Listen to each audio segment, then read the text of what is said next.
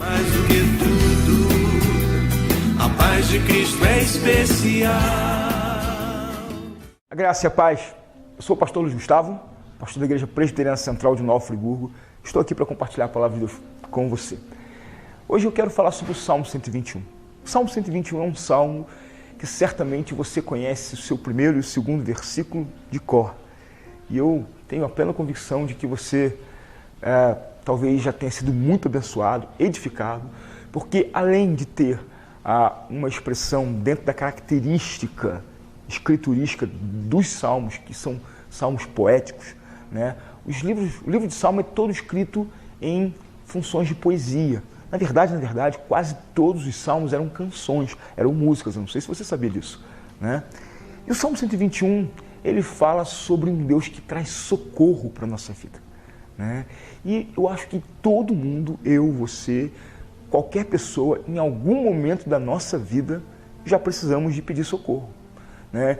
Seja qual for a natureza do seu pedido, mas eu sei que você, por alguma razão, já pediu socorro, né? Então eu quero compartilhar com você o Salmo 121, até o verso 4. Eu quero então convidar você a fazer essa reflexão comigo. Uma breve exposição, mas que eu desejo que profundamente toque no seu coração, que profundamente abençoe a sua vida. E diz assim a palavra do Senhor: eleva os olhos para os montes, de onde me virá o socorro? O meu socorro vem do Senhor, que fez o céu e a terra. Ele não permitirá que os teus pés vacilem, não dormitará aquele que te guarda. É certo que não dormita, nem dorme o guarda de Israel. Amém? O Salmo continua até o verso 8, mas a minha reflexão ela vai ficar aqui nessa primeira parte do Salmo. Amém? Então, deixa eu compartilhar uma coisa com você. Quando você diz, eleva os meus olhos para o monte, de onde me virá o socorro, e o texto responde, né, existe aqui uma dialética posta no texto, onde o salmista ele dialoga com a sua própria consciência, ele dialoga com ele mesmo. Isso é algo muito comum, vemos isso no Salmo 42, quando o salmista pergunta: ó minha alma, por que se encontra abatida, por que te perturbas dentro de mim? E ele mesmo responde: espere em Deus, porque ainda o louvarei, o Rei meu e Deus meu, né? Então, é uma dialética, é um estilo literário, é uma característica onde o salmista encontra uma forma de comunicar aquilo que ele quer dizer para o seu leitor, né? E aquele que ouviria a sua canção. O Salmo 121 é um salmo de romagem, um salmo de romaria. O que significa esse salmo? São salmos que eram cantados quando o povo peregrinava, né, em direção a Jerusalém para fazer o sacrifício anual. O povo ia até o templo que se encontrava em Jerusalém e de longe eles iam cantando, com toda a multidão caminhando junto, canções que preparariam o coração deles para o momento que chegaria, né? O momento então tão esperado durante todo o ano do sacrifício, da entrega, né, da expiação e também do incenso que seria queimado em favor dos pecados de todo o povo, né? Era a cultura judaica, era aquilo que acontecia anualmente.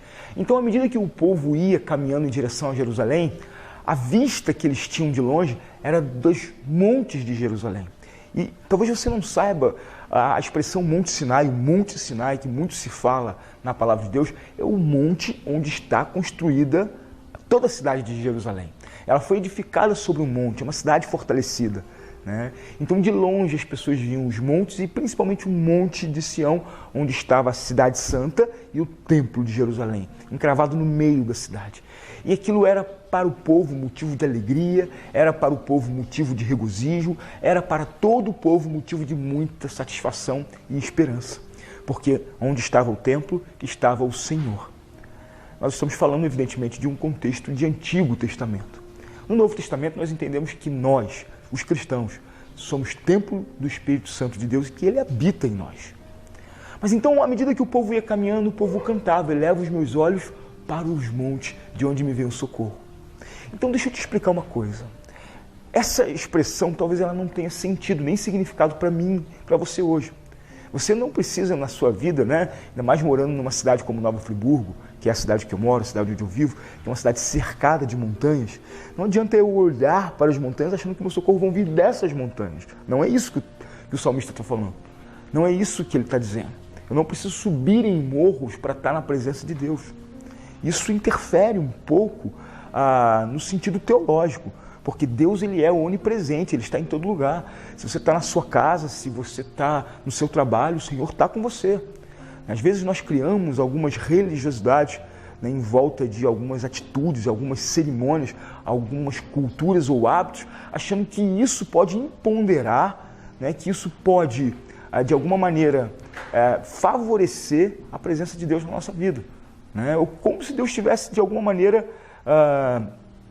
ligado a isso, ou subir um monte ou ir em algum lugar fosse uma condição para nós termos Deus. Evidentemente que você pode estar nos montes para ter silêncio, para estar na sua solitude, para você poder estar numa presença de Deus sem a presença de ninguém, né? Eu gosto de orar nos montes pessoalmente porque eu tenho a visão da minha cidade, né? E isso me favorece na intercessão, né? Mas não que eu vá encontrar mais ou menos Deus lá. Isso é algo que tem que ser tratado na nossa mente, é algo que tem que ser tratado no nosso coração, né? Até porque Jesus fala, se você quer estar na intimidade com o Pai, entra no teu quarto e ora ao Senhor. Pois bem, é isso que acontecia com o povo. O povo ia para aquele lugar para ter contato com o Senhor. E eu olho para o contexto, o bloco onde o Salmo 121 está contido, nós temos outros salmos que estão dentro da mesma linha de entendimento. Salmos que estão dentro da mesma visão. Eles estão falando sobre o templo. E eu queria falar aqui hoje para você sobre a importância de você ir para a sua igreja. A importância de você estar indo na sua igreja, né? O texto aqui, ele diz, eleva os olhos para os montes, de onde me virá o socorro. O meu socorro vem do Senhor que criou o céu e a terra. Evidentemente que igreja, ela não pode fazer absolutamente nada por você se você não estiver muito bem conectado com o Senhor da igreja. Nós não vamos para a igreja procurando igreja, nós vamos para a igreja procurando o Senhor. E hoje existe uma tendência muito grande de pessoas acharem que não precisam de igreja. Pessoas acharem que não são carentes de igreja, que pelo contrário, a igreja é um lugar onde Deus ele é camuflado, Deus ele é soterrado pelos nossos abalos culturais, onde Deus está debaixo de um montulho de ideias e de hipocrisias. Bom, talvez isso possa até ser uma grande verdade, mas isso não desmerece o valor da igreja. Eu quero falar sobre isso com você. Aqueles homens iam para a igreja, eles iam para o templo, porque eles precisavam ter uma perspectiva objetiva de Deus. Em primeiro lugar, eu quero te dizer que a igreja, ela oferece para você uma perspectiva objetiva de Deus. Sem a igreja, Deus ele se torna um ente subjetivo. Sem a igreja, Deus ele pode ser o que você quiser, e ele não é o que você quer. Ele é o que ele é. Santo, puro, imutável, perfeito, onipresente, onisciente. Todos os atributos comunicáveis e incomunicáveis de Deus, eles estão revelados nele. E ele revela isso para a igreja através da sua palavra. É a palavra de Deus que nos revela os atributos dele. Agora, sem a igreja e sem o conhecimento da palavra, Deus ele se torna subjetivo. Ele se torna um ente que flutua e fica vulnerável às nossas perspectivas pessoais, às nossas cosmovisões pessoais, aquilo que eu quero, aquilo que eu desejo. E eu posso manuseá-lo, né, para onde eu quiser, para onde eu bem entender. E assim eu vou transformando Deus em um objeto meu, né, que eu componho da maneira que eu quero. Sabe por que isso acontece? Porque você tem, evidentemente, a Bíblia na sua casa, né? Um dos principais pontos reivindicados na Reforma Protestante, já falei isso aqui uma outra vez, foi o sacerdócio universal do crente. O direito que nós temos de chegar na presença de Deus sem que seja necessária nenhuma intercessão de homens, de igrejas ou de instituição. Você pode chegar diante de Deus do jeito que você está, do jeito que você é. Mas o problema é que o pecado habita em nós. O problema é que nós somos vulneráveis ao pecado. E você na sua casa, você vai ouvir a palavra de Deus. Você na sua casa, você pode até ler a palavra de Deus, mas normalmente você não vai buscar textos que confrontem o seu pecado. Isso aqui não é uma regra, isso aqui é uma tendência. Você não vai buscar textos que confrontem você. Você não vai buscar palavras que chamem atenção para o seu pecado, que batam em você, que confrontam você. Porque, na verdade, hoje, nem nas igrejas nós não estamos ouvindo pregação assim, né? Nem nos cultos nós estamos vendo uma palavra que nos chame para a consciência da função do Espírito Santo, que é convencer o homem do pecado, da justiça e do juízo. Nós não temos buscado palavras nesse sentido. E aí nós estamos nos transformando em monstros, porque temos nos moldado a nós mesmos, temos nos moldado a partir das nossas próprias vontades e interações. Mais do que isso, como disse o próprio Nietzsche, temos criado ou recriado Deus à nossa imagem e semelhança. Isso é terrível. Na igreja, nós podemos vivenciar os frutos do Espírito. Sabe, perceba uma coisa. Quando Paulo faz uma lista sobre os frutos do Espírito Santo na nossa vida, todos os frutos estão relacionados a problemas. Por exemplo, domínio próprio. Como é que você vai saber se você tem domínio próprio? Quando você estiver numa situação que você tenha que expor domínio próprio. Onde você tenha que ser submetido a uma pressão, a uma tensão, e você tem uma tendência a se descontrolar, mas o Espírito Santo age em você e traz para você o domínio da sua própria vida. Bondade. Para quem você vai ser bom se não tem para quem você ser bom?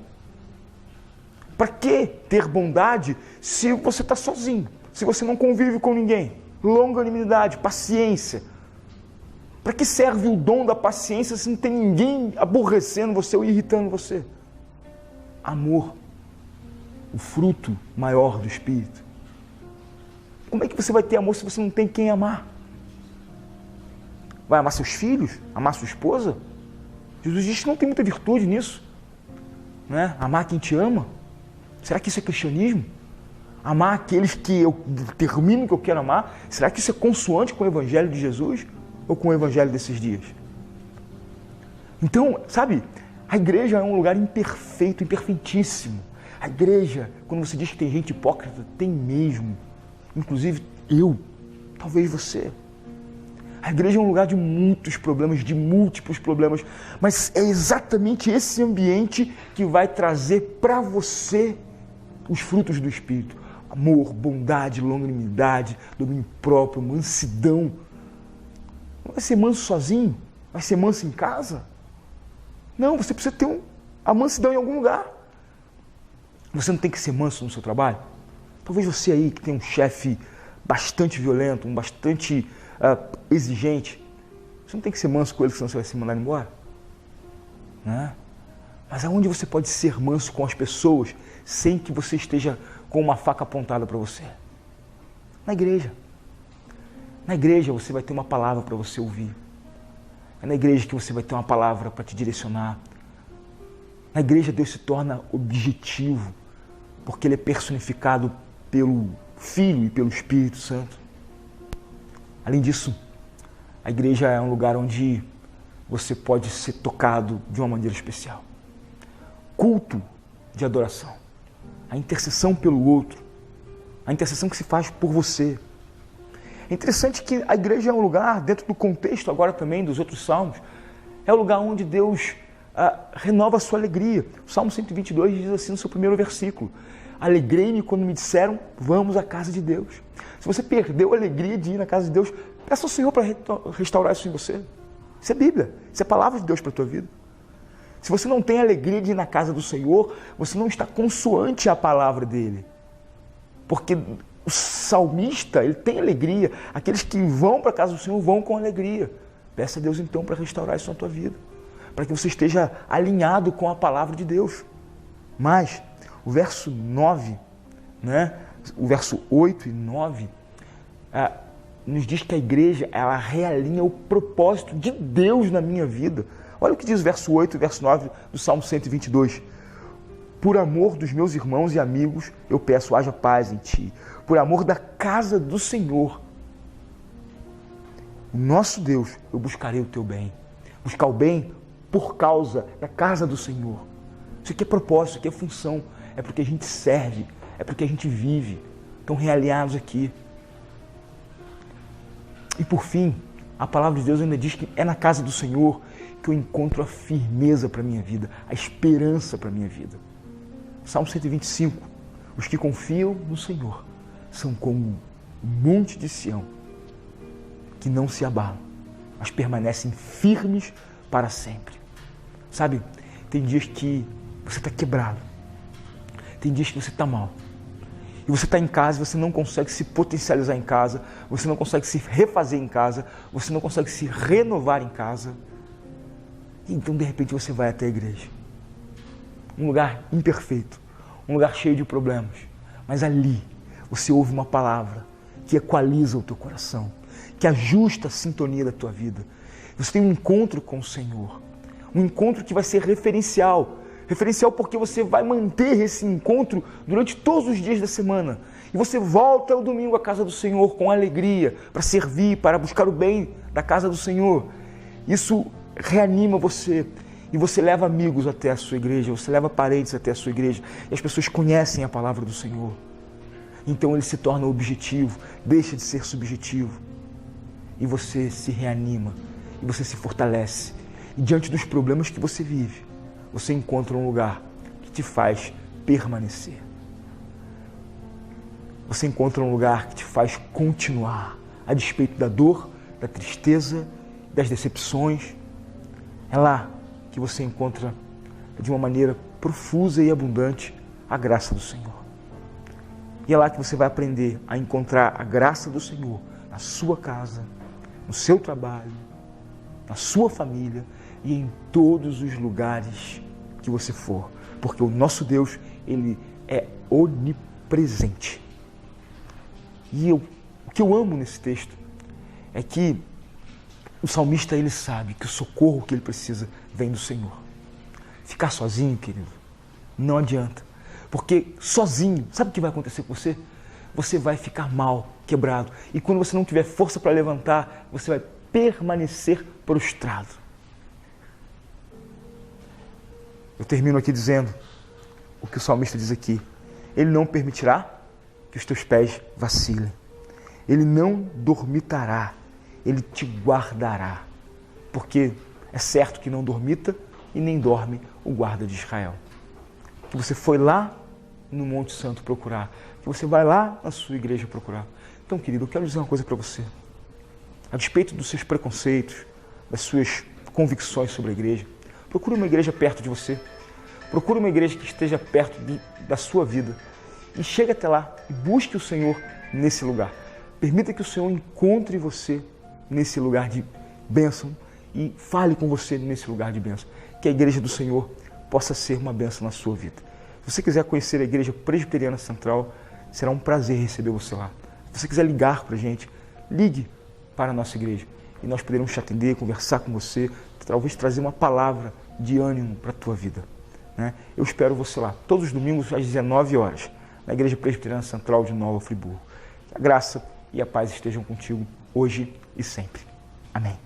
De coração, irmão, quero te declarar a paz que vem de Jesus, que vale muito, muito mais do que ouro ou outro metal, mais do que tudo, a paz de Cristo é especial.